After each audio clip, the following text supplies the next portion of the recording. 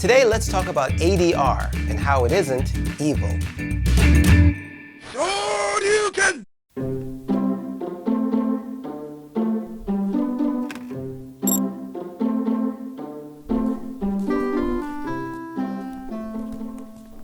Hey dude, time for bed. Aw, but I'm not finished. You have to go to school in the morning. Time to pack it in. Get in there and brush your teeth. Are you going to bed? Of course not. I'm a grown-up. Sometimes I wish I was a grown-up. I wish I was a grown-up. You don't even sound like a grown-up. Come on, bedtime.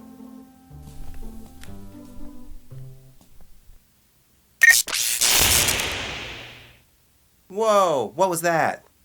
I sound like my dad. Hey, Dad! Micah! What did you do now? Welcome to Pull My Focus, Adventures in the World of Digital Filmmaking. ADR stands for Automated Dialogue Replacement. It's the process of re-recording dialogue by an actor after the filming process to improve or replace audio quality or reflect dialogue changes. Yes! Most low-budget and no-budget filmmakers see ADR as an awful process to go through. It's something they want to avoid like the plague. The plague. Why? Because having to do ADR usually means getting all your talent together again in a controlled recording environment, playing the video, and slowly re-recording all the dialogue required by the scene. This is sometimes called looping, or dubbing, or post-synchronization, or something that I would never want to freaking do because it's a waste of my Monday, Friday time and just proves that mud flapping production wasn't able to get good audio on set. Let's look at it from a technical standpoint. As we've said before in our video, what mic to buy, the key to getting good audio is getting the mic as close to the source as possible. But this isn't always possible in the field. Even if you mic your talent with hidden wireless lavalier mics, there'll probably be extra noise like rustling of clothes or ambient sound that will negatively affect it. You ever watch a scene in a movie where the actors are in a wide or extreme wide shot? So a house elf shows up in my bedroom. We can't get through the barrier to platform 9. But the audio is still as clean as Mr. Rogers' criminal record?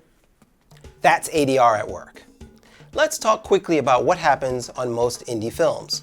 So let's see, money is spent, cameras are rented, talent is hired, craft services are organized, locations are arranged, there are editing, visual effects, color, and also sound. But sound is usually left to cleaning up what was recorded on the set, on the day of the shoot. It's cleaned up as best as it can, and music and sound effects are added, it's mixed, and it's done. Now don't get me wrong, recording quality sound on set is essential, especially if you don't have the budget or time to do an ADR session after. Also, most short productions, like this one, don't have the time or need for ADR. Unless I lose my melon farmer mind and start swearing again. Oh, future Manu is gonna hate this. But I've seen enough independent films where real money and time is spent, and the end result is great visuals, great camera work, the story is awesome, but the audio just isn't up to par. Something just isn't right. And we've often said that if you have poor audio, then you lose a large part of your audience. It seems obvious, but one reason you lose them is because when the dialogue isn't clear, you're creating fatigue on your audience. The viewer doesn't want to work really hard to hear that moment in your dialogue where the main character whispers something important to his love interest. You can get away with this for a few minutes, but over the span of an hour or more, if I still have to work really hard to hear your dialogue, it creates more fatigue. Eventually, I'm going to get tired, I'm going to stop paying attention, and I'll probably miss some important message you're trying to deliver. In big budget films, ADR is usually part of an actor's contract. It's a tool to get the best possible quality audio as opposed to being an annoying process that they want to avoid at all costs.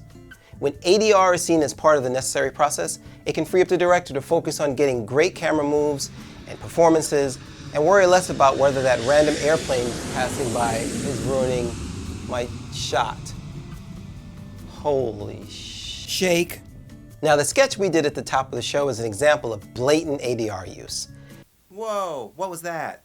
We specifically wrote part of the scene to emphasize the use of ADR. What did you do now? But what you might not have noticed is that the entire scene was using the ADR process. Let's look at how we did it. First, we shot the scene, doing Micah's parts first, and then mine in the reverse. I used the Rode video mic for sound since I knew we were doing ADR. In this case, it's just considered reference sound since we'll be replacing it later. Which is good, since my 10-month-old was really interested in getting his say while we shot.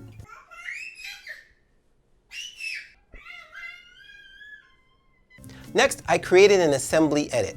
It was close enough so I can move on to the ADR portion of the process. Now comes the actual ADR session. I used my condenser mic connected to my digital recorder in my office.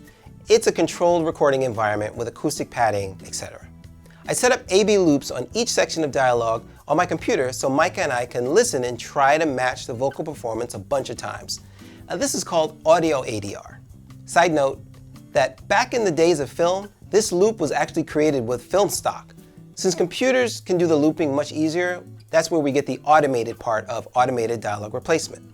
It did take a few passes to get a good take, mostly because one of my actors is 8 years old. Aw. Aw,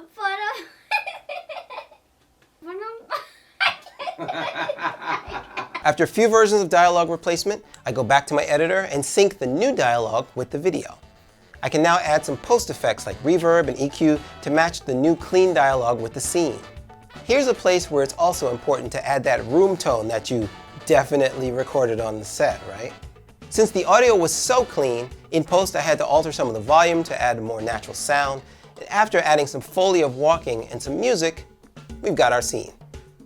I'm dropping mad links to other articles and videos about ADR in the description below.